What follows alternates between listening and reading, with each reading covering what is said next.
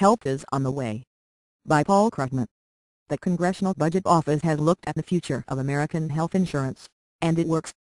A few weeks ago there was a furor when the Budget Office scored two incomplete Senate health reform proposals, that is, estimated their costs and likely impacts over the next 10 years. One proposal came in more expensive than expected, the other didn't cover enough people. Health reform, it seemed, was in trouble.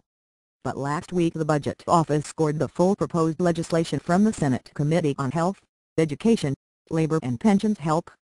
And the news, which got far less play in the media than the downbeat earlier analysis, was very, very good. Yes, we can reform healthcare.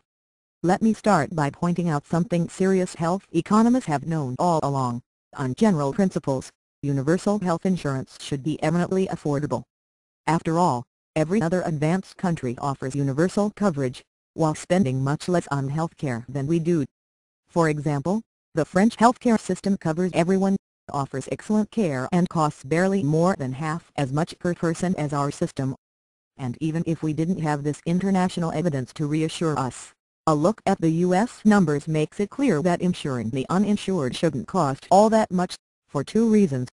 First, the uninsured are disproportionately young adults, whose medical costs tend to be relatively lower. The big spending is mainly on the elderly, who are already covered by Medicare.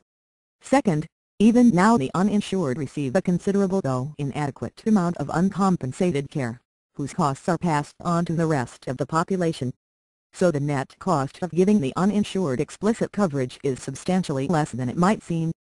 Putting these observations together, what sounds at first like a daunting prospect, extending coverage to most or all of the 45 million people in America without health insurance, should, in the end, add only a few percent to our overall national health bill.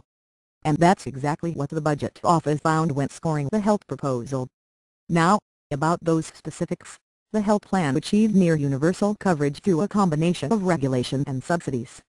Insurance companies would be required to offer the same coverage to everyone, regardless of medical history. On the other side, everyone except the poor and near poor would be obliged to buy insurance, with the aid of subsidies that would limit premiums as a share of income. Employers would also have to chip in, with all firms employing more than 25 people required to offer their workers insurance or pay a penalty.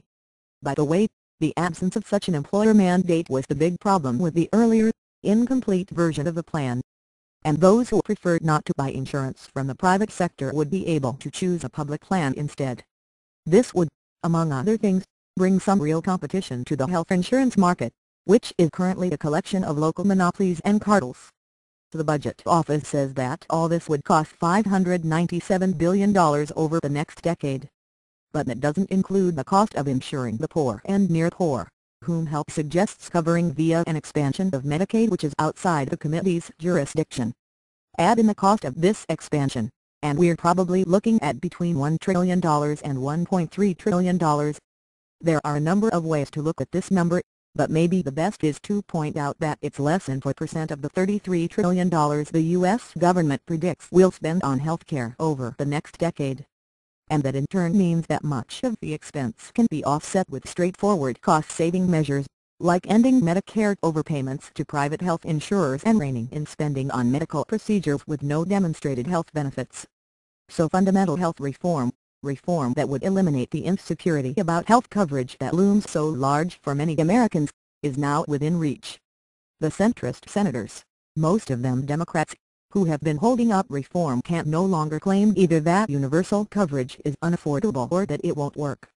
The only question now is whether a combination of persuasion from President Obama, pressure from health reform activists and, one hopes, senators' own consciences will get the centrists on board, or at least get them to vote for cloture, so that die-hard opponents of reform can't block it with a filibuster. This is a historic opportunity. Arguably the best opportunity since 1947, when the AMA killed Harry Truman's healthcare dreams. We're right on the cusp. All it takes is a few more senators, and help will be on the way.